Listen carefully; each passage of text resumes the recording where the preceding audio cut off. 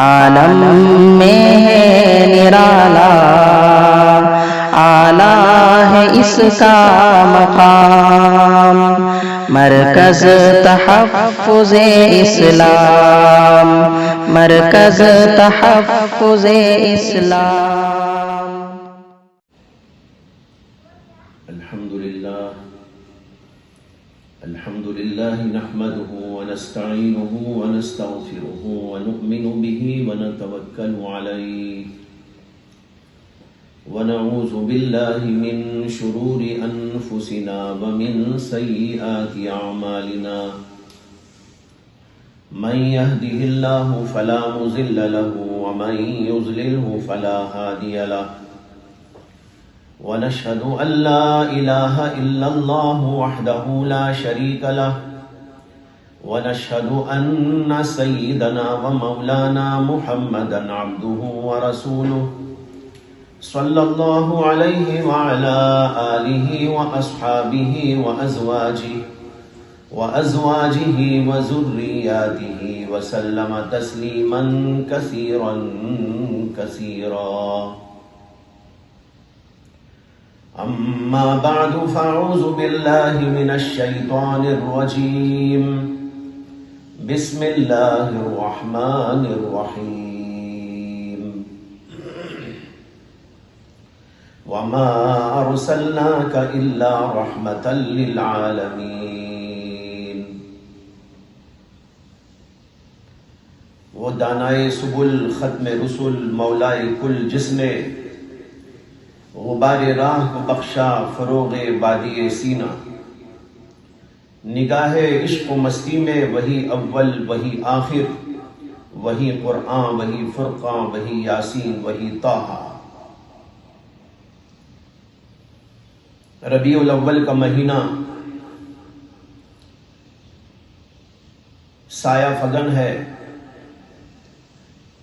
یہ وہ مہینہ ہے جس میں آقائے نامدار تاجدار مدینہ محمد عربی فداہ روحی و ابی و امی صلی اللہ علیہ وسلم دنیا کے اندر تشریف لائے اور دنیا کا نقشہ بدل کے رکھ دیا. جب آپ دنیا میں تشریف لائے، دنیا کے اندر جہالت تھی، رذالت تھی، خباثت تھی، ہر طرح کی برائیاں موجود تھیں. گویا کہ یہ کائنات ظلمت کدہ بن گئی تھی.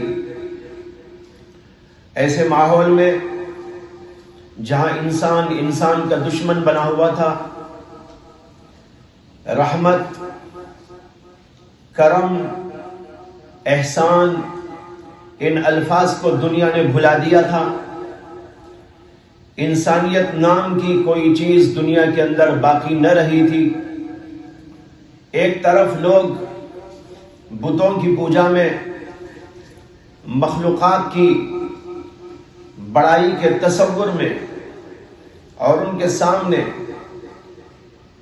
اپنے سر کو، ماتھے کو ٹکا دینے میں مبتلا تھے. گویا کہ ایک طرف انسانیت سے خالی تو دوسری طرف اللہ سے تعلق سے عاری ہو چکے تھے. ایسے جہالت کے دور میں آقائے نامدار تاجدار مدینہ سرور عالم صلی اللہ علیہ وسلم تشریف لائے اور آپ نے دنیا کا نقشہ بدل کے رکھ دیا. آپ نے اللہ کی طرف سے رحمت کے پیغامات، انسانیت کا درس، اللہ کی توحید اور معرفت، اللہ کی اطاعت، یہ سب باتیں لوگوں کے درمیان میں آشکارا کی اور انسانوں کو ان کے رب سے ملا دیا اور انسانوں کے اندر انسانیت پیدا فرما دی. جب آپ دنیا میں تشریف لائے آپ کا نام رکھا گیا محمد، بڑا پیارا نام، ایسا نام کہ دنیا میں کبھی کسی انسان کا نہیں رکھا گیا تھا۔ یہ نام جب آپ کا رکھا گیا، آپ کے دادا حضرت عبد المطلب نے رکھا تھا، اور انہوں نے ایک دعوت کی اور قریش کے بڑے بڑے لوگوں کو اپنے گھر پہ بلایا۔ اس وقت میں بچے کو لا کر لوگوں کو دکھایا گیا، نہایت حسین اور خوبصورت، اس سے زیادہ حسین و خوبصورت کسی نے کبھی دیکھا نہیں تھا۔ لوگوں نے پوچھا کہ آپ نے اس بچے کا نام کیا رکھا ہے؟ حضرت عبد المطلب نے فرمایا کہ میں نے اس کا نام محمد رکھا ہے۔ لوگ تعجب کرنے لگے کہ کیسا عجیب و غریب نام ہے، اس لیے کہ ایسا نام کبھی کسی نے سنا نہیں تھا۔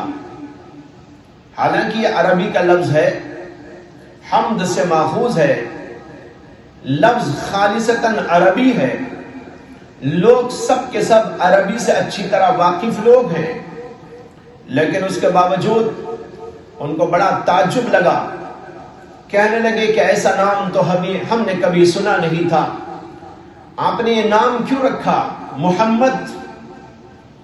حضرت عبد المطلب نے فرمایا کہ میں نے اس کا نام اس لیے رکھا کہ اس بچے کی تعریف آسمانوں پر بھی ہوگی اور زمین پر بھی ہوگی۔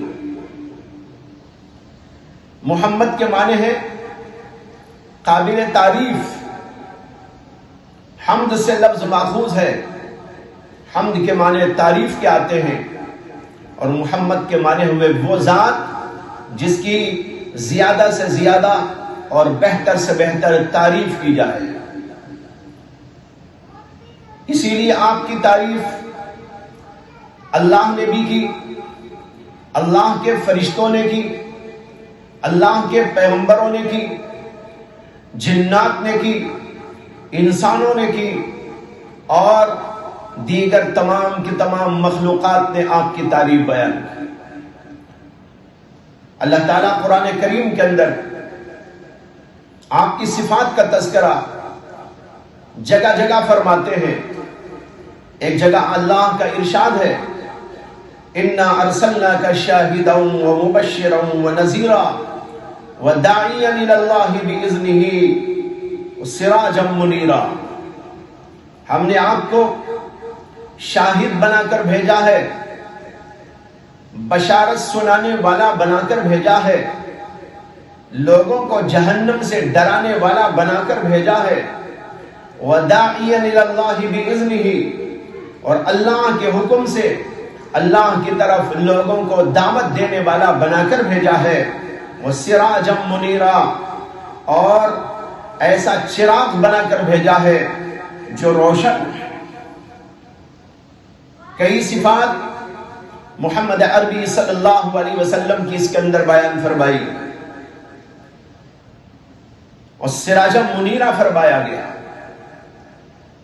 اس لیے فرمایا گیا کہ آپ کی ذات سے ساری دنیا کو روشنی ملتی ہے، ہدایت کی روشنی، توحید کی روشنی، اور بھلائیوں کی روشنی، خیر اور خوبیوں کی روشنی، انسانیت کی روشنی، اخلاق کی روشنی، یہ ساری روشنیاں دنیا سے نیست و نابود ہو چکی تھی، اور محمد عربی صلی اللہ علیہ وسلم نے دنیا میں یہ روشنیاں پھیلائی۔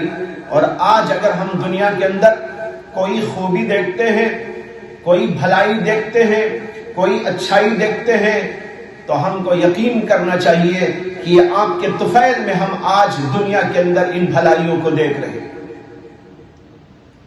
ورنہ تو اس کا حال دنیا کا وہ تھا جس کو ابھی میں نے پیش کیا کہ یہ ظلمت کا بنا ہوا تھا، انسان کا دشمن تھا، اخلاق نامی کوئی چیز موجود نہ تھی، انسانیت نامی کوئی چیز موجود نہ تھی، دنیا کے اندر فساد ہی فساد تھا، قتل و غارت گری کا بازار گرم تھا، ہر طرف فساد نظر آتا تھا، انسان کو کھانے کے لیے تیار تھا۔ آپ دنیا میں تشریف لائے تو آپ نے ایسا پیغام دیا کہ دنیا کا نقشہ بدل کے رکھ دیا۔ قرآن کریم ایک اور جگہ کہتا ہے اِنَّكَ لَعَلَىٰ خُلُقٍ عَظِيمٍ، آپ بہت عظیم اخلاق پر فائز ہیں، آپ کے اخلاق انتہائی بلند ہے، انتہائی بالا ہے، ایسے عظیم اخلاق کے اوپر آپ قائم ہیں۔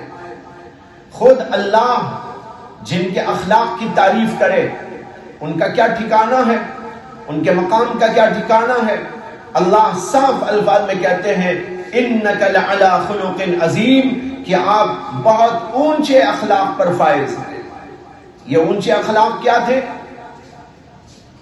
آپ نے ہر ایک کے ساتھ درگزر کا معاملہ کیا، آپ کے خلاف سازشیں کی گئی، آپ کے خلاف بد اخلاقیاں برتی گئی، آپ کے خلاف کارروائیاں کی گئی، آپ کے راستے میں کانٹے بچھائے گئے، آپ کی گردن کے اندر چادر ڈال کر کھینچنے کی کوششیں کی گئی، لیکن ان سب کے باوجود محمد عربی صلی اللہ علیہ وسلم نے ایسے غلط کار لوگوں کو معاف کر ڈالا۔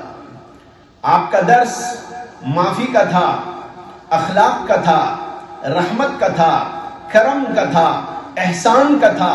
آپ نے پوری زندگی اسی کو نبھایا ہے۔ اسی اللہ نے کہا اِنَّكَ لَعَلَىٰ خُلُقٍ عَظِيمٍ، کہ آپ بہت ہی اونچے اخلاق پر فائز ہیں کہ اس سے بڑھ کر کوئی اخلاق نہیں ہو سکتے۔ علماء کہتے ہیں کہ ایک خلق ہوتا ہے جس کو کہتے ہیں خلق حسن، اور ایک ہوتا ہے خلق کریم، اور ایک ہے خلق عظیم۔ ہمارے نبی علیہ السلام کو خلق عظیم عطا فرمایا گیا، بعض پیغمبروں کو خلق حسن عطا فرمایا گیا۔ خلق حسن یہ ہے کہ کسی پر ظلم نہ کرے، کسی کے ساتھ بد اخلاقی نہ برتے، اچھے اخلاق کا معاملہ کرے، اور اگر کوئی شخص تکلیف پہنچائے تو اس سے بدلہ بھی صرف اسی حد تک لے جس قدر کہ اس نے نقصان اور تکلیف پہنچائی ہے، اس سے زیادہ نہ لے۔ یہ ہے خلق حسن۔ اور ایک ہے خلق کریم، اور خلق کریم یہ ہے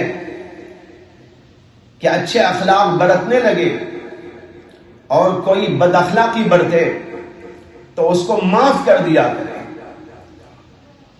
اور تیسرے ہے خلق عظیم، اور خلق عظیم یہ ہے کہ اچھے اخلاق برتنے کے ساتھ ساتھ اگر دوسری طرف سے، دشمنوں کی طرف سے، بد اخلاقوں کی طرف سے، بد کردار لوگوں کی طرف سے، جاہلوں کی طرف سے بد اخلاقی برتی جائے، ظلم کیا جائے، مار پیٹ کی جائے، اور جو ہے تکلیف پہنچائی جائے، تو صرف یہ نہیں کہ معاف کر دے بلکہ ان کے ساتھ احسان والا معاملہ فرمائے۔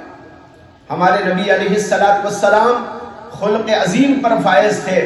صرف یہ نہیں کہ آپ نے دوسروں کے ساتھ اچھے اخلاق برتے، اور صرف اتنا ہی نہیں کہ آپ کو تکلیف دی گئی تو آپ نے معاف کر دیا، بلکہ معاف کرنے کے ساتھ ساتھ ان لوگوں پر احسان عظیم فرمایا، اور وہ احسان مختلف انداز سے ہوا کرتا تھا۔ اس کو اللہ نے کہا اِنَّكَ لَعَلَىٰ خُلُقٍ عَظِيمٍ۔ ایک جگہ اللہ تعالیٰ کہتے ہیں فَبِمَا رَحْمَةٍ مِّنَ اللَّهِ لِنْتَ لَهُمْ وَلَوْ كُنْتَ فَظًّا غَلِيظَ الْقَلْبِ لَانفَضُّوا مِنْ حَوْلِكَ۔ آپ کے اخلاق کا ایک خاص پہلو اس کے اندر واضح کیا گیا ہے، اور وہ ہے آپ کے دل کا نرم ہونا، دل کے اندر گداز کا ہونا، لوگوں کے لیے رحم و کرم کا مادہ ہونا۔ کہتے ہیں فَبِمَا رَحْمَةٍ مِّنَ اللَّهِ لِنْتَ لَهُمْ، اللہ کی رحمت کی وجہ سے آپ کے اندر بہت لینت اور بہت رحمت اور بہت نرمی پائی جاتی ہے، وَلَوْ كُنْتَ فَظًّا غَلِيظَ الْقَلْبِ، اور اگر آپ بد خلق ہوتے، بد اخلاق ہوتے اور غلیظ القلب یعنی دل کے اعتبار سے سخت ہوتے، لَنْفَضُّوا مِنْ حَوْلِكَ، تو آپ کے اطراف و جوانب میں حضرات صحابہ کا یہ جم گھٹا جو نظر آ رہا ہے یہ کبھی نہ ہوتا، کوئی آپ کے قریب نہ آتا۔ لیکن لوگ تو آپ پر جی جان سے قربان ہوتے تھے، آپ کے قریب آنے کو فخر سمجھتے تھے، حتیٰ کہ غیر لوگ بھی آپ کے قریب آنے کو فخر سمجھتے تھے، آپ کی قربت کو اپنے لیے باعث راحت سمجھتے تھے، اور کبھی ایسا نہیں ہوتا تھا کہ اللہ کے نبی علیہ السلام کسی کے ساتھ میں کوئی سخت معاملہ فرماتے ہو۔ اس لیے کہا فَبِمَا رَحْمَةٍ مِّنَ اللَّهِ لِنْتَ لَهُمْ وَلَوْ كُنْتَ فَظًّا غَلِيظَ الْقَلْبِ لَانفَضُّوا مِنْ حَوْلِكَ۔ یہ اللہ نے آپ کی تعریف کی ہے، پیغمبروں نے بھی آپ کی تعریف کی ہے، اور عام انسانوں نے بھی آپ کی تعریف کی ہے، حتیٰ کہ فرشتوں نے بھی آپ کی تعریف کی ہے۔ حضرت جبریل امین علیہ السلام نے ایک موقع پر اللہ کے نبی علیہ السلام کے سامنے آ کر فرمایا تھا قلبت الارض مشارقها ومغاربها فلم اجد رجلا افضل من محمد۔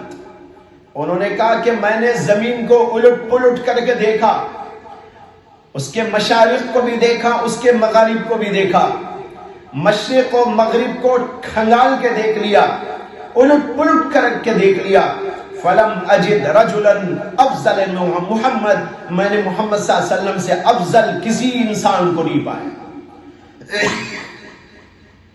پچھلی کتابوں میں، تورات میں، انجیل میں، دیگر انبیاء کے صحیفوں میں بہت کھل کر اللہ نے آپ کی تعریف بیان فرمائی، آپ کا حلیہ بھی بیان فرمایا، آپ کے چہرے مہرے کا انداز بھی بیان فرمایا، آپ کے اخلاق اور کردار پر بھی روشنی ڈالی۔ یہ جو ابھی آیت میں نے پڑھی اِنَّا أَرْسَلْنَاكَ شَاهِدًا وَمُبَشِّرًا وَنَذِيرًا وَدَاعِيًا إِلَى اللَّهِ بِإِذْنِهِ وَسِرَاجًا مُنِيرًا، اس کے بارے میں حضرت عبداللہ بن سلام جو یہودیوں کے بہت بڑے عالم گزرے ہیں، اور پھر اس کے بعد انہوں نے اسلام قبول کیا اور بڑے سچے تابعدار صحابی بنے، انہوں نے ایک موقع پر فرمایا کہ ہم تورات کے اندر یہ آیت پڑھا کرتے تھے اِنَّا أَرْسَلْنَاكَ شَاهِدًا وَمُبَشِّرًا وَنَذِيرًا وَدَاعِيًا إِلَى اللَّهِ بِإِذْنِهِ وَسِرَاجًا مُنِيرًا۔ معلوم ہوا کہ یہ ساری صفات پچھلی کتابوں میں بھی اللہ نے آپ کے ذکر کے اندر بیان فرمائی تھی، اور یہودیوں کے علماء نے، نصارہ کے علماء نے ان کو پڑھا ہے، لیکن بعد میں اس کو انہوں نے چھپا دیا، اور اس لیے چھپا دیا کہ تعصب کی وجہ سے وہ نہیں چاہتے تھے کہ محمد صلی اللہ علیہ وسلم کو ان آیات کا مصداق قرار دیں، بلکہ دنیا والوں کی نگاہوں میں انہوں نے جو ہے دھول جھونک دی اور ان ساری چیزوں کو چھپانے کی کوشش میں آگے بڑھتے چلے گئے۔ پچھلی کتابوں میں آپ کا تذکرہ بڑے واضح انداز کے اندر موجود تھا، اور اب بھی اشارات پائے جاتے ہیں۔ اس موقع پر پہلے تو قرآن کریم کی وہ آیت پر غور کیجئے کہ اللہ تبارک و تعالیٰ قرآن میں فرماتے ہیں یجدونہ مکتوبا عندہم فی التوراۃ والانجیل، تورات اور انجیل میں محمد صلی اللہ علیہ وسلم کا تذکرہ یہ لوگ لکھا ہوا پاتے ہیں۔ اللہ نے ڈنکے کی چوٹ ان لوگوں کے سامنے اس کا اعلان کیا مکتوبا عندہم فی التوراۃ والانجیل، تورات اور انجیل کے اندر محمد صلی اللہ علیہ وسلم کا تذکرہ ان کے پاس موجود ہے۔ معلوم ہوا کہ ان کے پاس یہ ساری آیتیں موجود تھیں، ان کے اندر اللہ کے نبی محمد صلی اللہ علیہ وسلم کا تذکرہ موجود تھا، لیکن انہوں نے اس کو چھپانے کی کوشش کی، اللہ نے اس کو کھولا، اور ان لوگوں نے بھی اس کو کھولا جو یہود اور نصارہ میں سے اسلام لانے والے تھے، جیسے کہ ابھی میں نے عرض کیا کہ حضرت عبداللہ بن سلام رضی اللہ عنہ نے اس کو واضح طور پر بیان فرمایا۔ تورات کی پہلی کتاب، تورات کے 5 حصے ہیں، ان میں سے پہلا حصہ پیدائش کے نام سے، اس کے اندر انبیاء کا تذکرہ موجود ہے۔ اسی کے اندر حضرت موسیٰ علیہ السلام پر نازل ہونے والی ایک آیت موجود ہے، وہ آج بھی موجود ہے، اور وہ آیت یوں ہے کہ اللہ تعالیٰ نے حضرت موسیٰ علیہ السلام سے فرمایا کہ اے موسیٰ، میں بنی اسرائیل کے بھائیوں میں سے، میں بنی اسرائیل کے بھائیوں میں سے اپنا ایک پیغمبر بھیجنے والا ہوں، اور اس کے منہ میں اپنا کلام ڈالوں گا، اور وہ وہی بات کہے گا جو میں اس کو حکم دوں گا، اور جو شخص اس کی بات کو مانے گا، جو وہ میری طرف سے بیان کرے گا، تو میں اسے عزت دوں گا، اور جو شخص اس کی بات کو نہیں مانے گا، جو وہ میری طرف سے بیان کرتا ہے، تو میں اس کو دنیا میں ذلیل و خوار کروں گا۔ یہ آیت کریمہ آج بھی موجود ہے۔ الفاظ تھوڑے ترجمے کے میں نے پیش کیے ہیں، ترجمے مختلف انداز سے کیے گئے ہیں، خلاصے کلام وہ ہے جو ابھی میں نے عرض کیا آپ کے سامنے۔ اس میں غور کرنے کی بات یہ ہے کہ اس آیت میں تورات کی یہ کہا گیا ہے کہ اے موسیٰ، میں ایک پیغمبر بھیجوں گا جو بنی اسرائیل کے بھائیوں میں سے ہو۔ بنی اسرائیل کے اندر بے شمار پیغمبر پیدا ہوئے۔ بنی اسرائیل کے بھائی کون ہیں؟ بنی اسرائیل کے بھائی ہیں بنی اسماعیل۔ حضرت سیدنا ابراہیم علیہ السلام کے نسل کے اندر ایک حضرت اسحاق تھے اور ایک حضرت اسماعیل تھے۔ حضرت اسحاق کے بیٹے حضرت یعقوب تھے۔ یعقوب کی اولاد کو بنی اسرائیل کہا جاتا ہے، اس لیے کہ حضرت یعقوب کا لقب اسرائیل تھا، ان کی جو نسل چلی وہ بنی اسرائیل ہوئی۔ اب ان کے بھائی کون ہیں؟ ان کے بھائی ہیں حضرت اسحاق کے بھائی حضرت سیدنا اسماعیل ذبیح اللہ علیہ السلام۔ ہمارے نبی حضرت محمد عربی صلی اللہ علیہ وسلم حضرت اسماعیل کی اولاد میں ہے، جیسے کہ تاریخ اس کے اوپر واضح طور پر شہادت دیتی ہے۔ تو معلوم ہوا کہ اس آیت کا مصداق ہمارے نبی حضرت محمد رسول اللہ صلی اللہ علیہ وسلم ہے، کہ اس کے اندر کہا گیا کہ اے موسیٰ، میں ایک پیغمبر بھیجوں گا جو بنی اسرائیل کے بھائیوں میں سے ہوگا، یعنی بنی اسماعیل میں سے ہوگا، اور بنی اسماعیل کے اندر جو پیغمبر آئے وہ ہمارے نبی محمد عربی صلی اللہ علیہ وسلم تھے۔ اسی لیے ان لوگوں نے اس آیت کے ہونے کے باوجود اللہ کے نبی کو ماننے سے گریز کیا اور ان آیتوں کو چھپانے کی کوشش کی کہ اللہ کے نبی علیہ السلام بنی اسرائیل میں نہیں ہوئے۔ تعصب آ گیا کہ بنی اسرائیل سے ہٹ کر بنی اسماعیل کے پیغمبر کو ہم کیوں مانیں، لیکن آیت واضح ہے، اور موسیٰ علیہ السلام پر پہلے ہی اللہ نے پیش گوئی نازل فرما دی تھی کہ ہم بنی اسماعیل کے اندر سے ایک پیغمبر بھیجنے والے ہیں۔ وہ پیغمبر کیسے ہوں گے؟ یہ بھی فرمایا گیا کہ میں ان کے منہ میں اپنا کلام ڈالوں گا۔ علماء اس کی تشریح میں لکھتے ہیں کہ جتنے پیغمبروں پر اللہ کی کتاب نازل ہوئی وہ کتاب کی شکل میں دی گئی، اور ہمارے نبی محمد صلی اللہ علیہ وسلم پر جو اللہ کا کلام نازل ہوا وہ کتاب کی شکل میں اوپر سے نہیں آ گیا، بلکہ آپ کے دل میں وہ کلام داخل کیا گیا، اور محمد عربی صلی اللہ علیہ وسلم کے قلب اطہر پر وہ آیت نازل کی جاتی تھی، اور اللہ کے نبی علیہ السلام کی زبان مبارک سے ان کو پڑھوایا جاتا۔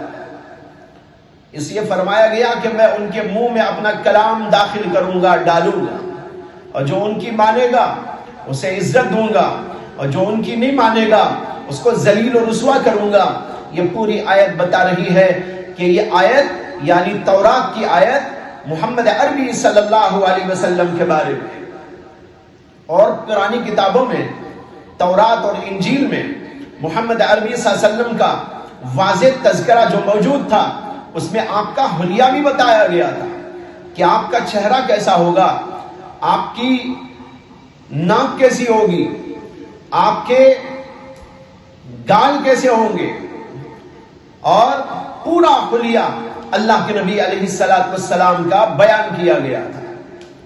تاریخ کی ایک عجیب روایت متعدد محدثین نے روایت کی ہے, اور وہ یہ ہے, خلاصہ اس کا یہ ہے کہ جب اللہ کے نبی محمد عربی صلی اللہ علیہ وسلم نے حضرت دحیہ کلبی کو قیصر روم کے دربار میں اپنا خط دے کر بھیجا تھا, اور خط کا مضمون پڑھنے کے بعد وہ بڑا متاثر ہوا تھا,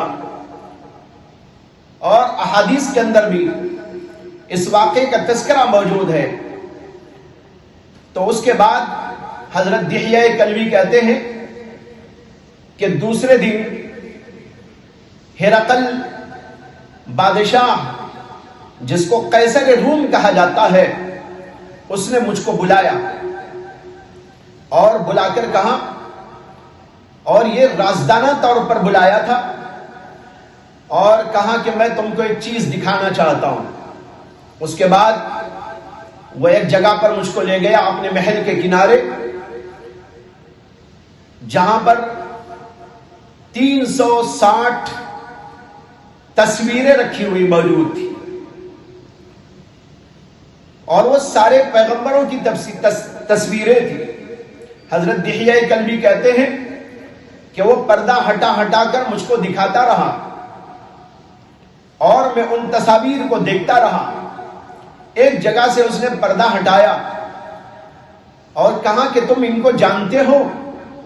میں نے دیکھا تو محمد عربی صلی اللہ علیہ وسلم کی تصویر ہے.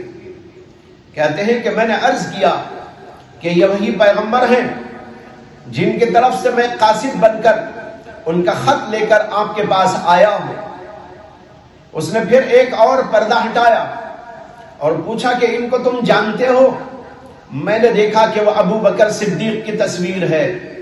میں نے عرض کیا کہ ہاں, یہ ہمارے پیغمبر محمد عربی صلی اللہ علیہ وسلم کے ساتھی صحابی حضرت ابو بکر صدیق ہے.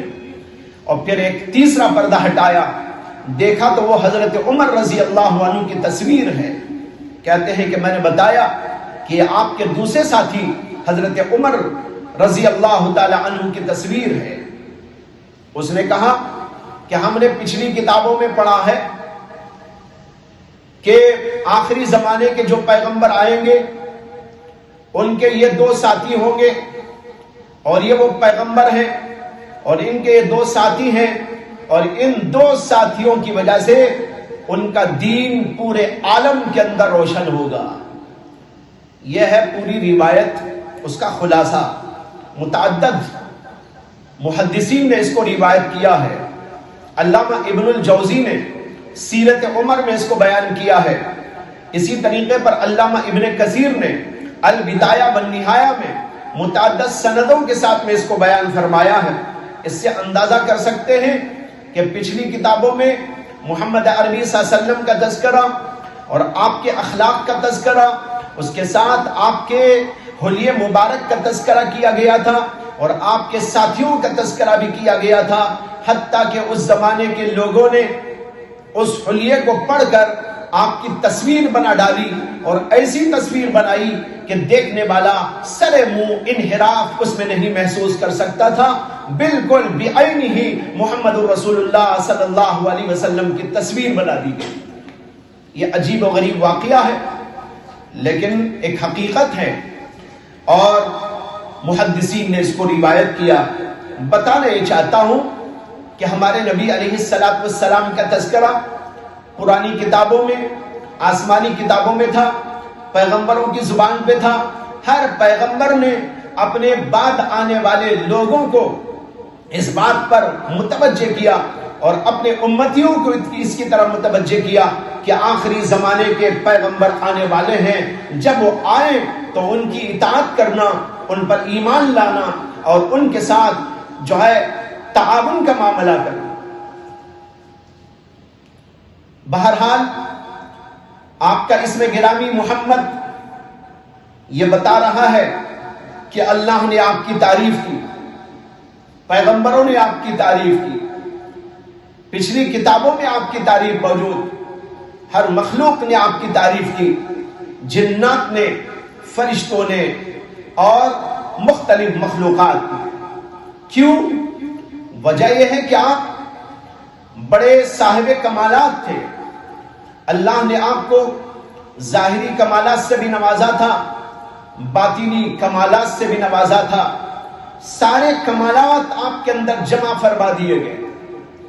آپ کے جیسی عظیم شخصیت دنیا کے اندر کوئی نہیں آئی، ایسی عظیم شخصیت کہ ظاہری اور باطنی دونوں کمالات سے آراستہ پیراستہ ہو اور کسی بھی قسم کی کوئی کمی آپ کے اندر موجود نہ ہو۔ یہ اللہ کے نبی محمد صلی اللہ علیہ وسلم کا حصہ تھا، اور پیغمبر بھی دنیا میں آئے، لیکن آپ کو اللہ نے جو کمال دیا وہ کمال کسی کے اندر موجود نہیں تھا، اور جتنے پیغمبروں کو الگ الگ کمالات سے نوازا گیا تھا اور آپ کو ان سارے کمالات کا جامع بنا دیا گیا۔ ظاہری کمالات بھی اللہ نے آپ کو عطا فرمائے، حسب و نسب کے اعتبار سے آپ اعلیٰ خاندان کے تھے، اور جسمانی لحاظ سے انتہائی مضبوط اور قوی و طاقتور تھے، اور حسین اور جمیل ایسے کہ آپ کی کوئی نظیر دنیا کے اندر نہیں پائی جاتی۔ حضرت حسان ابن ثابت رضی اللہ عنہ جو محمد صلی اللہ علیہ وسلم کے صحابیوں میں سے ہیں، انہوں نے اپنے اشعار کے اندر کہا ہے کہ وَأَجْمَلَ مِنْكَ لَمْ تَرَ قَطُّ عَيْنِي وَأَكْمَلَ مِنْكَ لَمْ تَلِدِ النِّسَاءُ خُلِقْتَ مُبَرَّأً مِنْ كُلِّ عَيْبٍ كَأَنَّكَ خُلِقْتَ كَمَا تَشَاءُ۔ کہتے ہیں کہ آپ سے زیادہ جمیل اور حسین میری آنکھ نے کبھی کسی کو نہیں دیکھا۔ اجمل منکا لم تر قط عینی، اور کہتے ہیں واکمل منک لم تلد النساء، اور آپ سے زیادہ کامل کوئی انسان کسی عورت نے کبھی نہیں جنا۔ دیکھو جمال کے اعتبار سے بھی کہتے ہیں کہ ہم نے ایسا جمال والا کسی کو نہیں دیکھا، اور کمال کے اعتبار سے کہتے ہیں کہ آپ کے جیسا کامل انسان کسی عورت نے نہیں جنا۔ اور آگے کہتے ہیں خلقت مبرأ من کل عیب کأنک خلقت کما تشاء، آپ ایسے بنائے گئے ہیں ہر عیب سے مبرہ اور منزہ اور بری اور پاک، گویا کہ آپ نے چاہا ہی ہو کہ آپ ایسے بنائے جائے۔ جیسے ایک انسان چاہتا ہے میں ایسا بنوں، میرے اندر ساری خوبیاں ہوں، میرے اندر کوئی عیب نہ ہو، جیسے کہ انسان چاہتا ہے ویسے بنے، اور ایسا تو کوئی بنتا نہیں۔ لیکن محمد الرسول اللہ صلی اللہ علیہ وسلم کے بارے میں کہتے ہیں خلقت مبرأ من کل عیب کأنک خلقت کما تشاء۔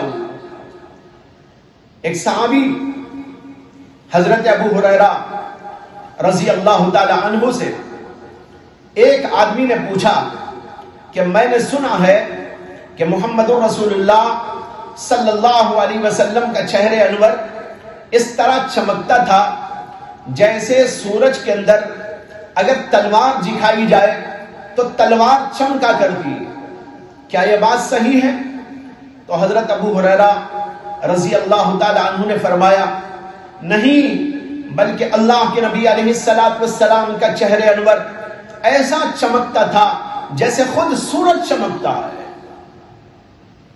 اور ایک صحابی حضرت برا ابن عازب سے بھی یہی پوچھا گیا تھا کہ اللہ کے نبی علیہ السلام کا چہرہ انور چمکتا تھا، کیسے چمکتا تھا؟ انہوں نے کہا ایسے جیسے کہ چاند چمکتا ہے۔ ایک اور صحابی حضرت جابر بن سمورہ رضی اللہ تعالی عنہ کا بیان ہے، کہتے ہیں کہ میں ایک دفعہ اللہ کے نبی علیہ السلام کی خدمت اقدس میں حاضر ہوا. رات کا وقت تھا، عشاء کے بعد کا، اور اللہ کے نبی علیہ السلام گھر کے باہر چاندنی کی روشنی میں بیٹھے ہوئے تھے. آسمان کے اوپر 14ویں رات کا چاند چمک رہا تھا. کہتے ہیں کہ اللہ کے نبی علیہ السلام اس وقت لال دھاریوں دار چادر اوڑے ہوئے تھے. میں کبھی آپ کو دیکھتا اور کبھی چاند کو دیکھتا. میں نے بار بار آپ کے چہرے انور کو بھی دیکھا، بار بار میں نے چمکتے ہوئے چاند کو بھی دیکھا. اس کے بعد کہتے ہیں خدا کی قسم کھا کر کہتا ہوں، خدا کی قسم کھا کر کہتا ہوں، محمد صلی اللہ علیہ وسلم کے چہرے انور کے سامنے چاند کی روشنی پھیکی پھیکی معلوم ہو رہی. یہ تھا آپ کا حسن و جمال، آپ کا کمال. ظاہری اعتبار سے، باطنی اعتبار سے جو خوبیاں تھیں وہ تو اتنی زیادہ ہیں کہ کوئی اس کو بیان ہی نہیں کر سکتا. بیان کرنا چاہے تو ناممکن ہے، اس لیے کہ اللہ نے آپ کو اخلاق اور وہ کمالات عطا فرمائے تھے کہ حضرت عائشہ صدیقہ رضی اللہ تعالی عنہا نے ایک صحابی کے سوال کے جواب کے اندر فرمایا، جب ان صحابی نے پوچھا تھا کہ اللہ کے نبی علیہ السلام کے اخلاق کیسے تھے ذرا بیان کیجئے، حضرت عائشہ صدیقہ نے کہا کیا تم نے قرآن نہیں پڑھا ہے؟ انہوں نے کہا کہ ہاں میں نے قرآن کریم پڑھا ہے، لیکن پوچھنا ہے اخلاق نبوی کے بارے میں. حضرت عائشہ صدیقہ نے فرمایا کان خلقہ القرآن. محمد صلی اللہ علیہ وسلم کے اخلاق، نبی اکرم صلی اللہ علیہ وسلم کے اخلاق پوچھتے ہو تو وہ تو قرآن ہے. جو کچھ یہ قرآن میں تم پاتے ہو، آیات کے اندر پاتے ہو، الفاظ اور نقوش میں پاتے ہو، الفاظ کے اندر پاتے ہو، وہی سب کچھ محمد صلی اللہ علیہ وسلم کے اندر اخلاقی طور پر موجود تھا. جو وہاں لکھا ہوا موجود ہے وہ یہاں پر چلتے پھرتے محمد صلی اللہ علیہ وسلم کی زندگی کے اندر دیکھ سکتے ہو. یہاں پر ایک نقطہ قابل غور ہے کہ حضرت عائشہ صدیقہ نے محمد صلی اللہ علیہ وسلم کے اخلاق کے بارے میں فرمایا کان خلقہ القرآن، کہ آپ کی سیرت اور آپ کے اخلاق یہ قرآن تھے. مطلب میں نے واضح کیا کہ جو کچھ قرآن میں بتایا گیا ہے، جو کچھ قرآن کے اندر تعلیم دی گئی ہے، وہی سب کچھ محمد صلی اللہ علیہ وسلم کے اندر اخلاق میں، اعمال میں، کردار میں، آپ کی سیرت کے اندر موجود تھا. نقطہ قابل غور یہاں پر یہ ہے کہ محمد صلی اللہ علیہ وسلم جن کے بارے میں یہ فرمایا گیا کہ آپ کے اخلاق قرآن ہیں، اور قرآن کے بارے میں اللہ تعالیٰ نے فرمایا ہے کہ قرآن ایسی چیز ہے کہ اگر سارے درختوں کو قلم بنا دیا جائے اور جتنے سمندر ہیں اتنے سمندروں کو سیاہی بنا دیا جائے اور مزید اتنے درخت اور مزید اتنے ہی سمندر اور پیدا کر دیے جائیں اور قرآن کی تفسیر کو اور اس کی آیات کو، اس کے حقائق و معارف کو لکھا جائے تو یہ سب کچھ ختم ہو جائے، لیکن قرآن کبھی ختم ہونے والا نہیں، قرآن کے کلمات کبھی ختم ہونے والے نہیں. حضرت عائشہ صدیقہ نے جب اللہ کے نبی علیہ السلام کی سیرت کو اور آپ کے اخلاق کو قرآن سے تشبیہ دی تو معلوم ہوا کہ آپ کے اخلاق کی بھی یہی حیثیت ہے کہ آپ کے اخلاق کے اوپر مکمل طور پر کوئی آدمی دسترس حاصل نہیں کر سکتا. اس لیے میں نے کہا یہ تو اتنے ہیں کہ یہ بیان سے باہر ہیں. باطنی کمالات بے شمار اللہ کے نبی علیہ السلام کو عطا فرمائے گئے، علم کے اعتبار سے، اخلاق کے اعتبار سے، تعلق مع اللہ کے اعتبار سے، غیروں کے ساتھ حسن سلوک کے اعتبار سے بے شمار واقعات ہیں. ان میں سے ہر واقعہ بتاتا ہے اللہ کے نبی علیہ السلام کے اندر کیسے کمالات موجود تھے، لوگوں نے آپ کے اوپر کتنا ظلم ڈھایا، لوگوں نے کتنا آپ کو بدنام کرنے کی کوشش کی، کس قدر آپ کے ساتھ ناروا سلوک اختیار کیا گیا، آپ کے راستے میں کانٹے بچھائے گئے اور آپ کی گردن میں جو ہے رسیاں ڈال کر کھینچنے کی کوششیں کی گئی، لیکن ان سب کے باوجود اللہ کے نبی علیہ السلام نے ہر ایک کو ہمیشہ معاف ہی کیا، بلکہ ان کے ساتھ احسان ہی احسان کا معاملہ فرمایا۔ یہ ہے اللہ کے نبی علیہ السلام کا زندگی کا انداز کہ ظاہری اعتبار سے بھی اللہ نے آپ کو بے شمار کمالات عطا فرمائے، باطنی اعتبار سے بھی اللہ نے آپ کو بے شمار کمالات عطا فرمائے۔ اس لیے امت کا حق بنتا ہے کہ ہم نبی اکرم صلی اللہ علیہ وسلم کے حقوق کو ادا کریں۔ اللہ نے آپ کو بھیج کر دنیا کا نقشہ بدل ڈالا، آپ نے اپنے اخلاق سے، اپنی تعلیمات سے، اپنی ہدایات سے اور قرآن کریم کے ذریعے سے اور آپ کی صحبت پاک سے دنیا کے نقشے کو بدل ڈالا۔ دنیا کا وہ نقشہ جو کبھی ظلمت کدا کہلاتا تھا، اس کو اللہ کے نبی علیہ السلام نے ایک روشن جو ہے کائنات بنا کر چھوڑ دیا، اور لوگوں نے دیکھا کہ وہ لوگ جن کے اندر کوئی اخلاق نہیں تھے، جن کے اندر کوئی تہذیب نہ تھی، جن کو بکریاں تک چرانے نہ آتا تھا، جن کو اونٹ تک چرانے کا سلیقہ نہ تھا، وہ دنیا کے بہت بڑے بڑے عہدوں پر فائز ہو گئے، اور دنیا کو انہوں نے ہدایت دینے کا کام کیا، اور دنیا کے نقشے کو بدلنے میں ان کا بھی بڑا اہم رول رہا۔ معلوم ہوا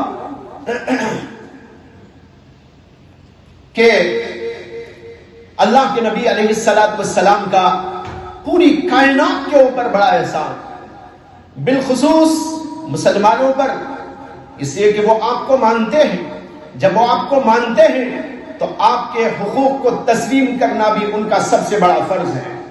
لہذا آپ کے 3 بڑے بڑے حقوق ہیں۔ سب سے بڑا حق تو یہ ہے نبی اکرم صلی اللہ علیہ وسلم کا کہ آپ کی عظمت دل کے اندر ہو، ایسی عظمت کہ اللہ کے بعد سب سے بڑی عظمت محمد عربی صلی اللہ علیہ وسلم کی ہونی چاہیے، اس لیے کہ آپ کا مرتبہ اور مقام دنیا کی تمام چیزوں سے زیادہ ہے۔ تمام مخلوقات میں اللہ نے آپ کو بلندی اور عظمت عطا فرمائی ہے۔ جب اللہ نے آپ کو عظمت عطا فرمائی تو ہمارے دلوں کے اندر آپ کی عظمت ہونی چاہیے۔ اسی لیے اللہ نے قرآن میں فرمایا کہ لا ترفعوا اصواتکم فوق صوت النبی، نبی علیہ السلام کی آواز کے مقابلے میں اپنی آواز کو بلند نہ کرنا۔ یہ عظمت کا درس دیا ہے۔ عظمت کا ایک درس یہ بھی دیا کہ نبی اکرم صلی اللہ علیہ وسلم کے گھر کے اوپر حاضری ہو تو دستک نہ دی جائے، بلکہ کھڑے ہو کے انتظار کیا جائے، جب آپ باہر نکلیں تو باہر آنے کے بعد ملاقات کی جائے۔ یہ عظمت کے پیش نظر کہا گیا۔